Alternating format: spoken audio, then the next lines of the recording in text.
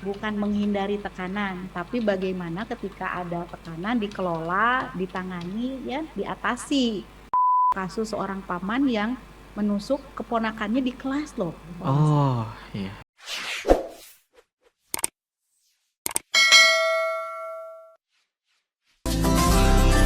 Sesaat lagi Anda akan menyimak Bincang Psikologi Keluarga. Sahabat MK, yang namanya sebuah keluarga, tentu ini banyak sekali yang bisa kita peroleh, yang bisa kita dapatkan ketika menyangkut dalam hal kesehatan begitu ya sahabat MK. Bisa dari kesehatan lingkungan sekitar keluarga kita, kemudian juga kesehatan dari mental kita juga. Dan ternyata juga sahabat MK bahwa yang namanya hubungan keluarga juga ini memiliki pengaruh besar terhadap yang namanya kesehatan mental, kemudian juga perilaku dan kesehatan fisik seseorang. Lalu bagaimana dengan kesehatan mental yang bisa kita dapatkan begitu sahabat MK, yang bisa kita hadirkan dalam keluarga? Insya Allah di kesempatan siang hari ini sahabat MK bersama dengan Dr. Wasmin Al-Rishad MPD dan juga ada Ibu Lilis Komariah MPSI Psikolog yang akan membersamai juga dalam program Inspirasi Keluarga di segmen Birrul Walidain, yaitu di segmen parenting. Kita sudah terhubung bersama dengan Pak Wasmin dan juga Ibu Lilis di siang hari ini. Assalamualaikum warahmatullahi wabarakatuh Pak Wasmin dan juga Bu Lilis. Waalaikumsalam warahmatullahi wabarakatuh. Kabar baik Pak Wasmin dan juga Bu Lilis? Alhamdulillah, luar biasa. Allahu Akbar, Masya Allah, Alhamdulillah ya. Ini senang sekali kalau sama Pak Wasmin dan juga Bu Lilis, ini pasti pembukanya Alhamdulillah, Allahu Akbar. Ya sudah sama anak-anak ya. Atau biasa di ruang training. Nah iya, benar-benar. Dan di pekan ini kita masih melanjutkan ya Pak Wasmin dan juga Bu Lilis mengenai kesehatan mental, dan ini juga nampaknya menjadi konsen yang perlu kita hadirkan juga seperti itu dalam ruang lingkup keluarga begitu ya Pak Wasmin dan juga Bu Lilis. Ya betul, karena kita kalau udah kesehatan fisik biasanya sangat peduli ya, tapi kalau udah kesehatan mental kita sering tidak tahu bahwa itu bagian terbesar justru dalam kesehatan secara umum. Karena menurut WHO orang disebut sehat itu bukan hanya sehat fisik tapi juga sehat mental gitu. Kalau sehat fisik belum tentu berakibat ke mental, tapi kalau sehat mental udah otomatis itu berakibat ke fisik gitu. Betul. Orang misalnya tangannya kepotong ya kan, secara fisik dia sakit ya, tapi secara mental dia kalau orangnya bagus, tabah gitu, belum tentu mentalnya keganggu gitu ya. Dia tetap bisa beraktivitas biasa. Tapi kalau kesehatan mental terganggu, kena ke fisiknya, asam lambung naik gitu ya, stres ya, migrain, susah tidur, akhirnya secara fisik jadi lemah gitu.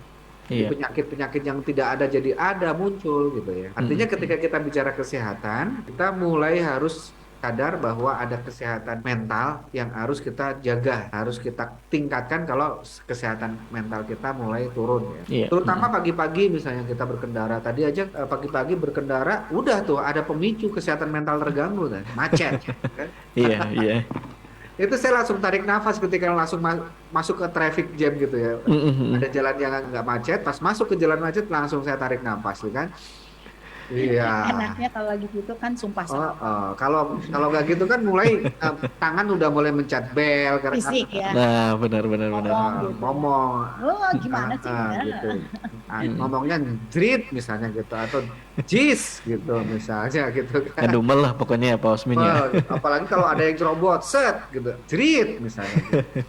Jis gitu. Yang bener aja gitu ya. Langsung biasa klaksonnya langsung klakson panjang itu ciri-ciri kesehatan mentalnya mulai terganggu tuh.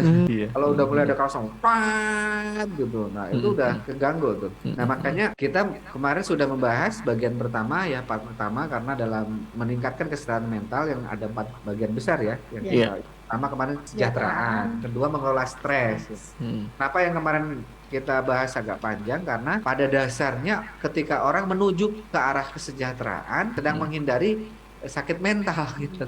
Makanya penyebab sakit mental yang pertama kan masalah faktor kesejahteraan, faktor ekonomi, kebutuhan pokok tidak terpenuhi.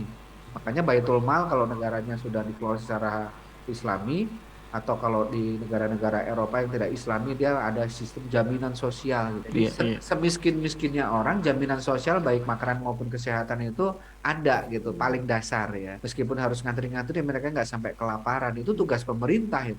Kalau negara Islami ya itu tugas Baitul Mal untuk bisa menjaga ketahanan pangan, untuk menjaga kesehatan, jangan sampai orang sakit ngejual tanah gara-gara harus operasi jual tanah jadi jatuh miskin.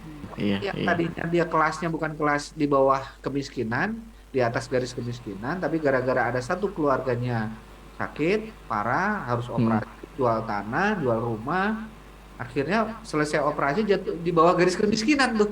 Kemarin COVID itu. Apalagi COVID tuh. Yang turun ke bawah garis kemiskinan ini mulai banyak. Makanya ini tingkat stresnya bisa meningkat kalau kita tidak aware ya, kalau kita tidak menyadari bahwa ini bagian dari kesehatan mental. Artinya kita bekerja mencari nafkah itu tidak lain adalah bagian dari menjaga kesehatan mental diri dan keluarga. Kita bukan sekedar makan untuk memenuhi kebutuhan secara ini saja begitu ya Ustaz ya. Terjadi akhirnya cita-cita beberapa itu cerai gitu kan. Masalah perebutan ekonomi atau tidak terpenuhinya ekonomi atau perebutan ekonomi. Nah itu yang kemarin ya. Sekarang hari ini kita akan fokus faktor yang kedua dalam kesehatan mental yaitu kemampuan kita mengelola stres ya. Iya. Tekanan itu kan selalu ada Pak Wasmi. Makanya bukan menghindari tekanan, tapi bagaimana ketika ada tekanan dikelola, ditangani ya, diatasi tekanan itu. Jangan sampai direpres, dipendam. Yang terjadi adalah mengerikan ya. Seperti kemarin ada kasus seorang paman yang menusuk keponakannya di kelas loh. Iya.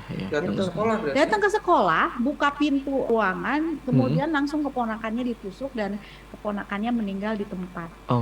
Orang ini berarti tingkat stresnya sudah banyak banget ya dikumpulkan itu. Mencegah itu lebih bagus daripada mengobati ya gitu. Kasih apa. Makanya ketika ada tekanan, bukan misalnya kita menghindar dari tekanan itu, tapi bagaimana tekanan itu ditangani gitu, dikelola, diatasi sehingga tadi kita bisa lebih sehat mental. Definisi stres itu stres berasal dari kata tekanan ya. Tekanan. Iya. Dalam fisik kita aja kalau ditekan gitu, salah satunya ditekan dari kanan kiri dicubit. Iya. Itu aja kan sakit ya. Berarti kalau tekanan mental juga akan membuat lebih sakit daripada tekanan fisik gitu. Sakitnya itu malah sampai ke bawah-bawah ke arah alam tidur gitu ya.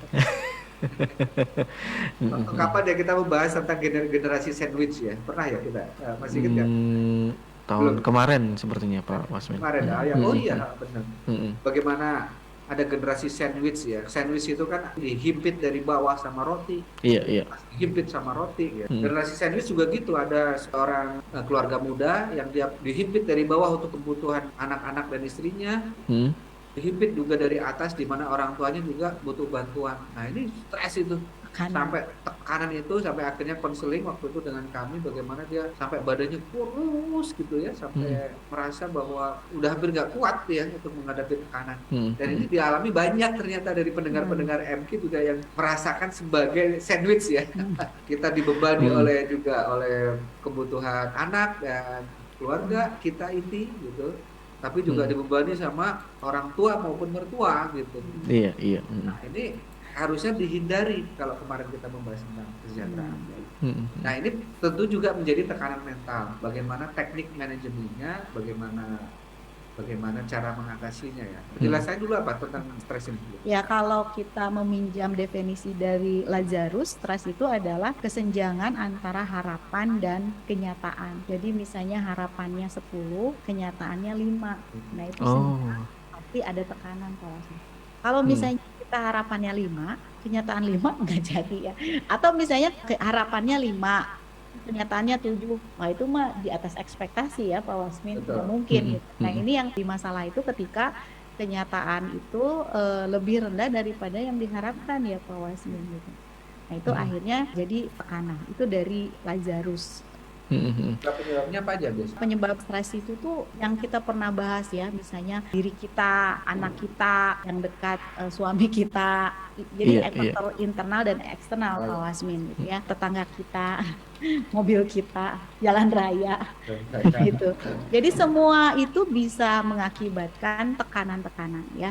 Tekanan-tekanan di diri kita gitu. Ketika misalnya pergi pagi, kayak tadi Pak Wasmin cerita, stres itu jadi tekanan. Ngantri buru-buru jadi tekanan gitu. Makanya biasanya untuk biar tidak terjadi stres, pergi kalau bisa ada waktu di mana jangan ngepas banget Pak Wasmin ya. Karena kalau misalnya ngepas banget itu bisa jadi stres ya. Jadi Iya. terlambat ke arah sana. Baik. Jadi segala sesuatu bisa menjadi pencetus untuk stres.